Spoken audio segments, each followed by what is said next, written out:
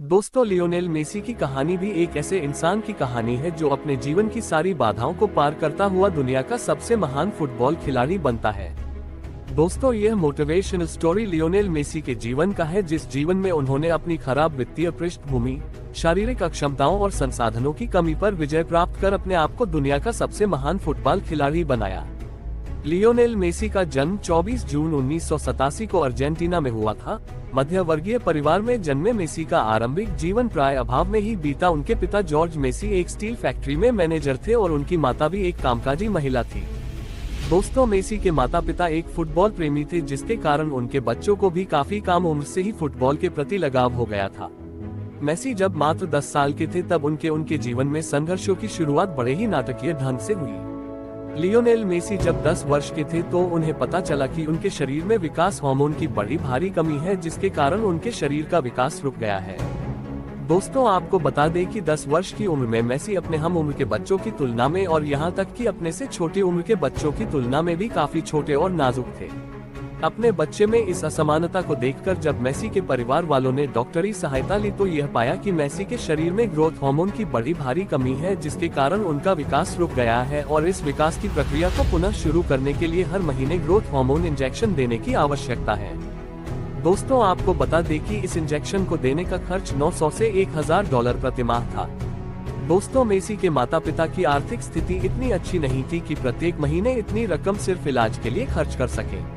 इस घटना के बाद मानो ऐसा लग रहा था कि मेसी का करियर शुरू होने से पहले ही खत्म हो जाएगा, पर ये तो छोटे से मेसी के जीवन के संघर्षों की शुरुआत भर ही थी।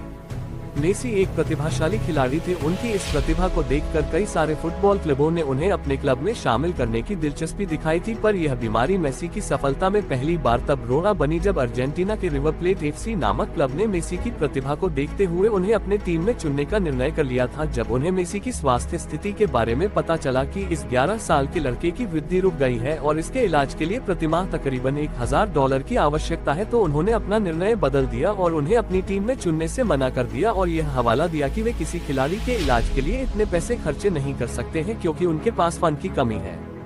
मेसी एक प्रतिभावान खिलाड़ी थे, पर इस समय एक शारीरिक कमी ने उनसे उनका सब कुछ छीन लिया था। जिस खिलाड़ी को अपनी क्लब में शामिल करने के लिए बड़े प्रतिष्ठित फुटबॉल क्लब आपस में होड़ लगाते थे, आज उस खिलाड़ी को एक शारीरिक कमी के कारण कोई भी स्वीकार नहीं करना चाहता था।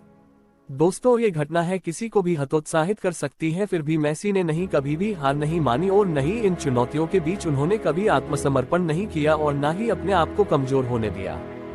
दोस्तों, ये घटना है किसी को भी हतोत्साहित कर सकती है, फिर भी मेसी ने नहीं कभी भी हार नहीं मानी और नहीं इन चुनौतियों के बीच उन्होंने कभी आत्मसमर्पण नहीं किया और न ही अपने आप को कमजोर होने दिया।